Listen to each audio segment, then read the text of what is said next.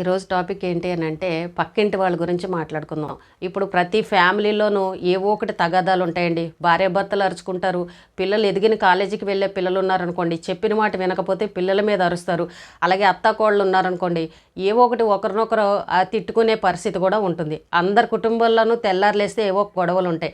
మళ్ళీ సాయంత్రం అయ్యేసరికి అందరూ కలిసిపోతారు. ఇది అందరి ఇళ్లలో సహజంగా జరిగేదే. కానీ ఈ ఇంట్లో ఏమన్నా అరుపులు కేకలు వినబడి కొంచెం గట్టిగా మాట్లాడుకున్నారు అని అంటే పక్కింటి వాళ్ళకి మంచి ఇంట్రెస్ట్, మంచి ఎంటర్టైన్మెంట్ అనమాట.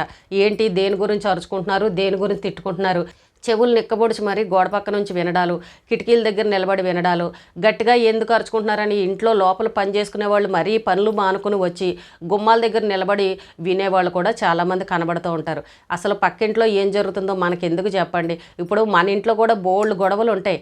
కాకపోతే కొంతమంది అరుచుకోరు, కొంతమంది కొంచెం గట్టిగా మాట్లాడుకుంటారు.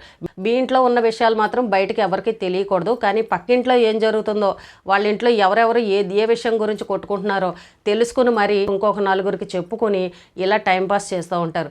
కొంతమంది ఉంటారు, వీళ్ళు ఏదో టాపిక్ మీద మాట్లాడుకుంటూ గట్టిగా అరుచుకున్నారనుకోండి, గుమ్మం ముందుకు వచ్చి మరీ అడిగేస్తూ ఉంటారు.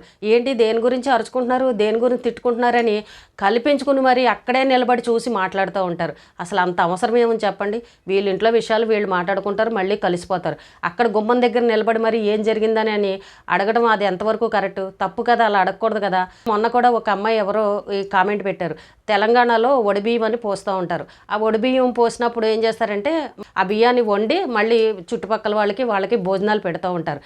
అయితే ఆ అమ్మాయికి వాళ్ళ అత్తగారు వాళ్ళు ఒడిబియ్యం పొయ్యాలి, వాళ్ళు పొయ్యలేదు. అత్తగారు అన్నగారు కొడుకు ఎవరో ఒక బంధువులైనా వీళ్ళకి చక్కగా ఒడిబియ్యం పోశారు. పోస్తే ఆ అమ్మాయి ఆ బియ్యాన్ని వండి ఆ కాలనీలో ఉన్న వాళ్ళందరికీ పిలిచి భోజనాలు పెట్టింది. అలా భోజనం పెట్టినప్పుడు వచ్చి భోజనం చేసి సైలెంట్గా వెళ్ళిపోవాలి కదా.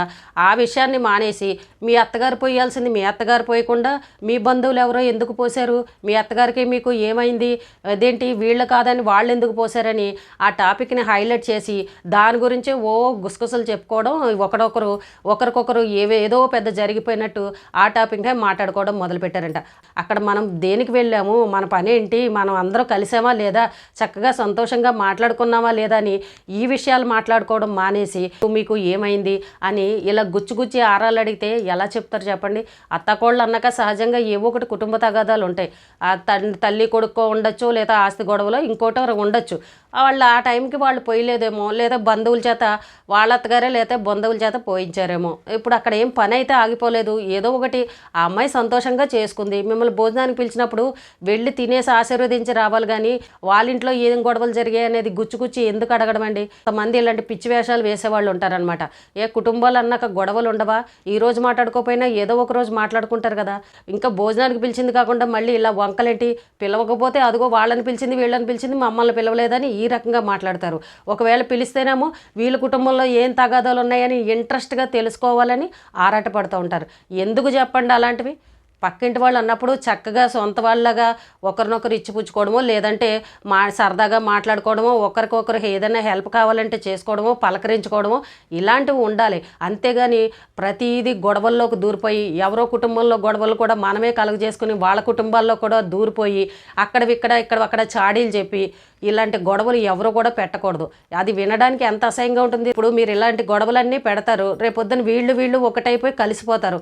అప్పుడు వెధవలయ్యేది ఎవరండి, మీరే కదా. బంధుత్వం అని అన్నప్పుడు, రక్త సంబంధం అన్నప్పుడు ఖచ్చితంగా ఏదో ఒక రోజు కలుస్తారు, కలవకుండా ఉండరు. అప్పుడు మీరు ఈ చాడీలు చెప్పిన వాళ్ళందరూ ఏమవుతారు, వెర్రిమొహాలు వేసుకుని చూడాలి. పక్కింటి వాళ్ళు అన్నప్పుడు చక్కగా పిలిస్తే పలికేలాగా ఉండాలి, హెల్ప్ చేసే విధంగా ఉండాలి, మంచితనంగా ఉండాలి తప్ప ఇలాంటి గొడవల్లో మాత్రం తలదూర్చకండి. మొన్నెవరో ఇంకొకరు కూడా చెప్తున్నారు, మా ఆయన ఎప్పుడు ఆఫీస్కి వెళ్ళినా సరే ఆవిడ వచ్చి బయటకు వచ్చి నిలబడి చూస్తూ ఉంటుందండి, మా ఆయన పట్టించుకోరు. కానీ మా ఆయన ఎన్ని గంటలకు వెళ్తున్నారు, ఎన్ని గంటలకు వస్తున్నారని చెప్పేసి మా ఆయన వచ్చే టైంకి నాకంటే ముందే రోడ్డు మీదకి వచ్చి నిలబడి చూస్తుందండి ఆ పక్కింటి ఆవిడని మొన్నెవరో చెప్తున్నారు. నిజంగా వినడానికి ఎంత అసహ్యంగా ఉన్నాయి చెప్పండి. ఆవిడ మొగుడు ఉద్యోగానికి వెళ్తుంటే ఈవిడ పక్కింటి ఆవిడకి ఏం ఆరాటం చెప్పండి. ఆయన ఎప్పుడు వస్తున్నాడు ఎప్పుడు వెళ్తున్నాడని అలా చూసుకోవడమే పనా? పక్కింటి మగవాళ్ళతోటి ఏం పని మీకు? అసలు ఏమన్నా కొంచెమన్నా ఆలోచన ఉండాలా?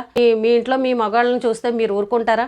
ఇలాంటి పిచ్చి పిచ్చి వేషాలన్నీ వేసి అసభ్యకరమైన ప్రవర్తనతోటి పళ్ళీకులు ఇచ్చుకుంటూ అవసరం లేకపోయినా మగవాళ్ళతోటి కల్పించుకుని మాట్లాడుతూ ఇలాంటి వేషాలు వేస్తారు. ఇలాంటివి చేస్తే మరి ఇంట్లో ఉన్న ఆడవాళ్ళకి కోపం వస్తుంది, అనుమానించే పరిస్థితి కూడా వస్తుంది. వాళ్ళిద్దరి మధ్య కూడా గొడవలు వచ్చే పరిస్థితి. ఇప్పుడు మంచి మగవాళ్ళు అనుకోండి, వాళ్ళు ఎంత ఇకిలించినా ఏం వేషాలు వేసినా పట్టించుకోకుండా పద్ధతిగా ఉండేవాళ్ళు ఉంటారు. అదే కోతి వేషాలు వేసేవాళ్ళు ఉంటే ఈవిడ పళ్ళికిలిచ్చిందంటే ఆయన చెయ్యి ఊపే విధంగా కూడా వస్తుంది. పరిస్థితి అంత దూరం కూడా వెళ్తుంది. మరి ఇలాంటివన్నీ ఎందుకండి కావాలని చేసుకోవడం? ఎవరి సంసారాలు వాళ్ళకు ఉన్నాయి, ఎవరి కష్టాలు వాళ్ళకు ఉన్నాయి, ఎవరి పిల్లలు బాధ్యతలు అనేవి ప్రతి ఇంట్లోనూ ఉంటాయి. ఎవరు వాళ్ళు చూసుకోవాలి. కానీ ఇలా పక్కింటి మీద కన్నేసి పక్కింట్లో గొడవలకు పట్టించుకొని పక్కింటి భర్తల మీద దొంగ చూపులు చూసి ఇలాంటి పిచ్చి వేషాలు ఎందుకు చెప్పండి? అవసరమా? ఇప్పుడు చూడండి, అలా చేయడం వల్ల నన్ను ఎవరో చూడట్లేదు, నన్ను ఎవరో పట్టించుకోవట్లేదు అని అనుకుంటారు. ఒకరోజు చూడకపోయినా, 2 రోజులు చూడకపోయినా, 3వ రోజున ఖచ్చితంగా దొరికిపోతారు. అప్పుడు ఎవరు పరువు పోతుంది చెప్పండి? ఆడవాళ్ళ పరువే పోతుంది.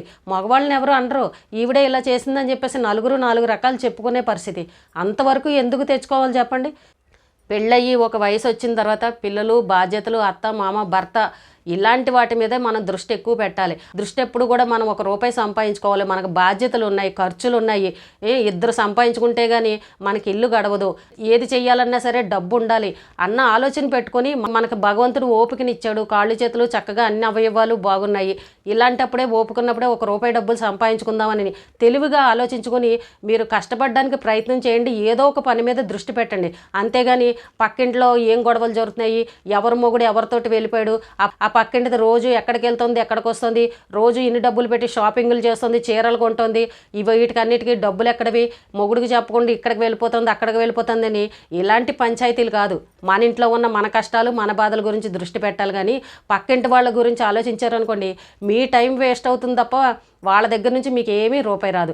ఎక్కువగా బాగా ఆలోచించారనుకోండి, మీరు డిప్రెషన్లోకి వెళ్ళిపోతారు. కొంతమంది ఉంటారు చూడండి, పక్కింటి వాళ్ళ గురించి అతిగా ఆలోచిస్తూ ఉంటారు. అసలు వాళ్ళ గురించి వాళ్ళు ఆలోచించుకోరు. ఎప్పుడు పక్కింటి వాళ్ళ మీద దృష్టి పెట్టుకొని ఇంకా మనశ్శాంతిగా వాళ్ళు ఉండరు, పక్క వాళ్ళని ఉండనివ్వరు అనమాట. అంత ఎక్కువగా ఆలోచించే ఆడవాళ్ళు కూడా మనకు కనబడుతూ ఉంటారు. అలా చేయడం వల్ల ఏంటో తెలుసా? మీరికే అనారోగ్య సమస్యలు వస్తాయి. మీ సమస్యలు కాకుండా పక్కింటి వాళ్ళు కూడా మీ నెత్తి మీద వేసుకున్నారనుకో, రేపొద్దున హాస్పిటల్ పాలైపోయే పరిస్థితి వస్తుంది. భర్తని పిల్లల్ని పట్టించుకోకుండా పక్కింటి వాళ్ళ గురించి ఎక్కువ ఆలోచించారనుకోండి, మీరు ఇబ్బందుల్లో పడే పరిస్థితి వస్తుంది. కాబట్టి ప్రతి ఒక్కరూ ఆ పక్కింటి వాళ్ళు అన్నప్పుడు సహజంగా అందరూ ఉంటారు, రకరకాల మనస్తత్వాలు కలిగిన వాళ్ళు ఉంటారు. కాబట్టి చక్కగా మంచితనంగా ఉండి ఒకరొకరు ఇచ్చిపుచ్చుకుంటూ హాయ్ బాయ్ అని అనుకుంటూ చక్కగా మంచితనంగా ఉండేలాగా ఉండాలి. కానీ ఇలా పక్కింటి కుటుంబాల్లోకి దూరిపోయి గొడవలు పెట్టడం, పక్కింటి వాళ్ళ భర్తలతోటి మగవాళ్ళతోటి మాట్లాడడం, అవసరం లేకపోయినా కల్పించుకుని వెళ్ళిపోయి ఏదో ఒకటి సలహాలు ఇవ్వడం, పనికిమాలిన సలహాలు, తెలియని సలహాలు ఇవ్వడం, ఇలాంటివి మానుకోండి అందరూ కూడా. ఇంకా అనవసర విషయాలను కల్పించుకొని వాళ్ళ గొడవల్లోకి వీళ్ళ గొడవల్లోకి వెళ్ళామనుకోండి, మనకి చెడ్డ పేరు. లాస్ట్లోకి వచ్చేసరికి నువ్వు ఇలా చేసావని ఎదురు మళ్ళీ మిమ్మల్ని అనే పరిస్థితి ఉంటుంది. చక్కగా ఏదైనా పని నేర్చుకోండి. లేదు అనంటే ఉద్యోగానికి వెళ్ళాలి అనుకుంటే చక్కగా ఏదైనా ఉద్యోగానికి వెళ్ళండి. మనకున్న సమయాన్ని వృధాగా పాడు చేసుకోకుండా ₹1 సంపాదించుకునే విధంగా ఆలోచన చేసుకోండి. మన ఇంట్లో ఏదైనా చిన్న ప్రాబ్లం వచ్చిందనుకోండి, ముందు పక్కింటి వాళ్ళే వస్తారు, పక్కింటి వాళ్ళతోనే మాట్లాడతాం. బంధువులు అనేవాళ్ళు ఎక్కడో దూరంగా ఉంటారు. మరి అలాంటి పక్కింటి వాళ్ళే చక్కగా జతగా ఉండాలి. కానీ ఇలా ఒకరి మీద ఒకరు నెగిటివ్గా ఉండి ఒకరి మీద ఒకరు చాడీలు చెప్పుకొని ఇలాంటి గొడవలు పెట్టుకోవడం ఎందుకు చెప్పండి? ప్రతి కుటుంబంలోనూ తగాదాలు ఉంటాయి. ఈ రోజు దెబ్బలాడుకున్న వాళ్ళు ఇలాగే ఉండిపోరు. రేపు ఏదో ఒక రోజున మళ్ళీ ఖచ్చితంగా కలుస్తారు. అలాంటప్పుడు వాళ్ళ కుటుంబాల్లోకి దూరిపోయి గొడవలు మాత్రం పెట్టకండి. గుచ్చి మాత్రం అడగండి, ఏంటి మీ ఇంట్లో తగాదాలు, ఇది ఏ విషయం గురించి మీకు గొడవలు వచ్చాయి అని ఇలాంటివి మాత్రం తెలుసుకోవడానికి ప్రయత్నం చేయకండి. వాళ్ళు చెప్పారనుకో, ఒకవేళ వినండి, అక్కడితోటి ఆ గొడవను వదిలేయండి.